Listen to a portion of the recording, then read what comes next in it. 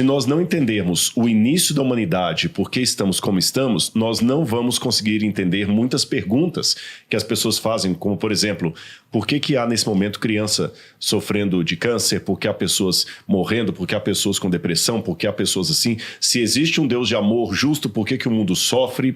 Para onde caminha a humanidade? Então, a resposta do fim está no princípio, no começo. E a Bíblia começa de maneira muito clara. No princípio, Deus. Criou Deus, os céus e a terra. Ela não justifica, não explica, ela anuncia. Deus está no começo de todas as coisas.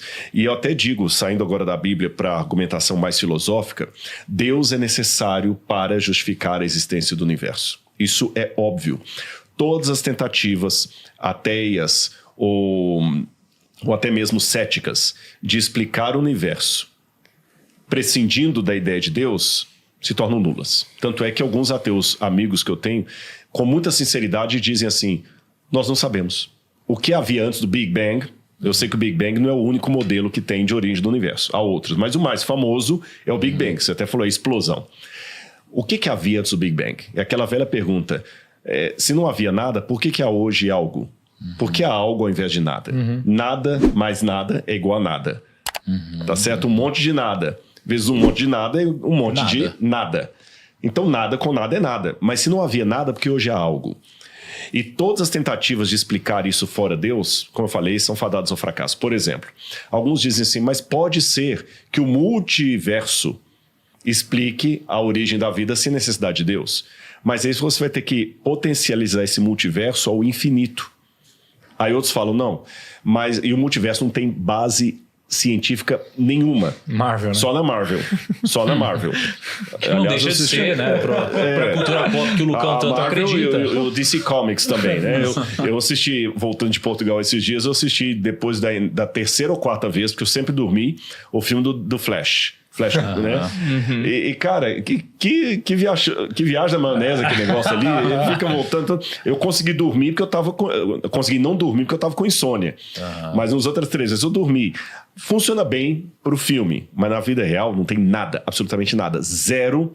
Não tem nenhuma hipótese de trabalho, não tem nenhuma equação matemática, nem nada que seja confirmável do ponto de vista científico de que haja multiversos. Aí vem a outra explicação, não, mas o universo é eterno. Se o universo é eterno, é complicado, porque se você coloca uma eternidade antes de nós, uma eternidade sem começo, significa que esse momento nunca teria chegado. Porque imagina, se para o passado existem milhões de anos, sem infinitos, para que esse momento chegasse, teriam que se passar infinitos anos. Infinitos anos ainda não passaram.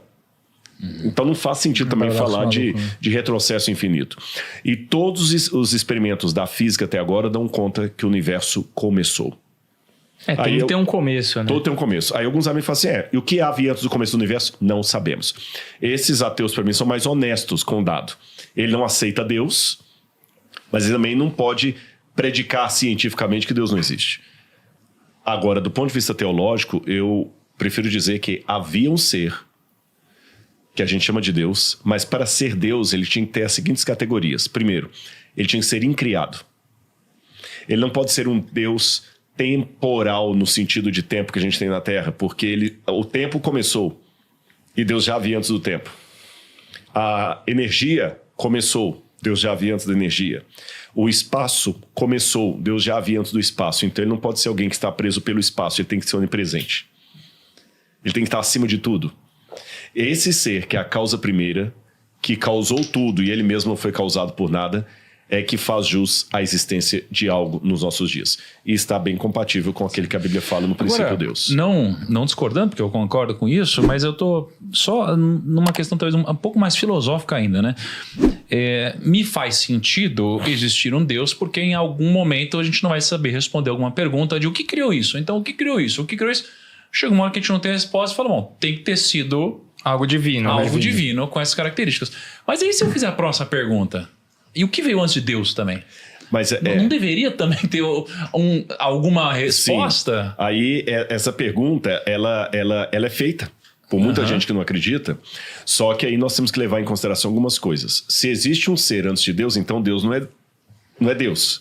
É esse ser que é antes dele. Esse é o primeiro problema. Segundo problema, a gente não está aqui trabalhando naquilo que foi chamado de o Deus das lacunas. Quando não tem explicação, eu jogo Deus ali para tapar.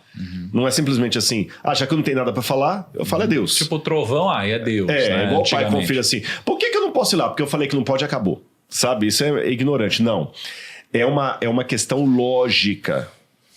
Imaginar ou supor, é autoevidente isso, que tem que ter uma causa primeira. Tudo bem, o nome Deus é de cunho da nomenclatura humana. Deus vem de Div, do sânscrito, que significa luz. Né? E aí passou pelo latim, o grego Theos, em hebraico Elohim, são nomenclaturas humanas. Então não vou usar a palavra Deus num primeiro momento, vou falar de causa primeira. Existe uma causa primeira, isso é autoevidente. O que eu chamo de autoevidente? Autoevidente é uma verdade que ela é em si mesma evidente, não tem como refutá-la, mas ela está acima da nossa compreensão comprová-la. Por exemplo, vou falar uma verdade aqui que ninguém tem como provar, mas também não tem como desmentir. Você não pode ser e não ser ao mesmo tempo. Alguém discorda disso? Não. Mas tem como você provar isso? Não, não tem como. Duas retas paralelas são infinitas, jamais se encontram. Tá. Você já viu a reta de um infinito a outro infinito para saber que elas jamais se encontram? Mas é autoevidente. E muitas questões também que Euclides colocou e outras coisas mais. Então, quando eu falo que tem que ter uma causa primeira para o universo, isso é um fato autoevidente. É lógico, não tem como surgir do nada produzir algo. Segundo, esse ser não pode ser categorizado a partir dos nossos limites temporais, espaciais e imaginativos. Porque se ele for categorizado dentro desses limites, eu estou cometendo dois erros. Primeiro, eu estou divinizando coisas que são nossas, como o tempo. E, segundo lugar, eu estou simplesmente empurrando o problema para trás. Quando fala assim, tá, mas se Deus criou todas as coisas, quem criou Deus? Aí você está falando de um Deus que não é o Deus causa primeira. Porque se ele teve um começo, então ele não é a causa primeira. Porque aí eu tenho que perguntar de novo, quem deu início a ele? Então tem que ser alguém que não está medido pelo tempo. Mas quando fala assim, tá, mas como é que esse Deus viveu eternamente então? Também não ter chegado esse momento para ele, você está vinculando esse Deus à nossa categoria cronológica. Se ele é eterno, a ideia de eternidade dele é outra. A ideia de Deus tem um tempo, mas é o tempo divino. Por isso que Pedro fala que 1000 anos para o Senhor é como um dia, e 1000 dias como um ano. Então Deus não está preso ao tempo, ao espaço. Mas nós projetamos as nossas categorias espaciais, temporais, imaginativas a Deus, que são categorias limitadas, e a gente acaba limitando Deus também em categorias que não deveriam limitá-lo.